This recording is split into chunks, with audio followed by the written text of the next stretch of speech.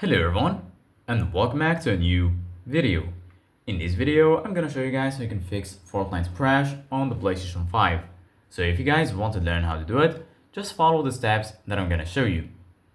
As you can see guys, I'm right now on the PlayStation 5 and this is how the homepage looks like.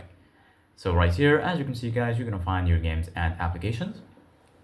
Here in the right, you're gonna find your game library.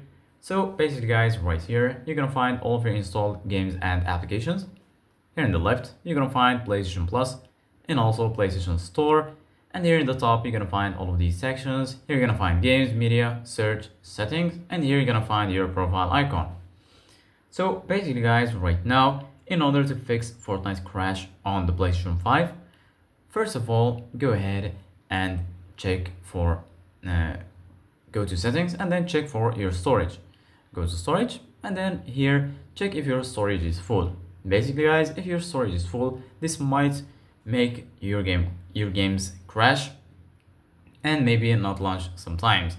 So in order to free up some space, go ahead and just go to any game that you don't use anymore, click on option, and then here you're gonna find all of these options. Here you're gonna find check for updates, upload and download saved data, manage game content, and here you're gonna find the option to delete the game. So just go ahead and click on delete, and if you are sure about deleting the game, click on OK, and then you're gonna free some space. You can also go and free up some space by going to the media gallery and deleting the videos and images that you don't need.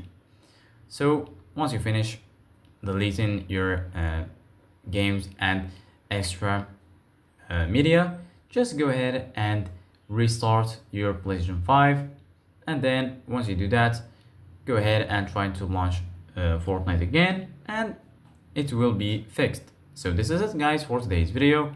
Thank you guys for watching. See you guys in the next video.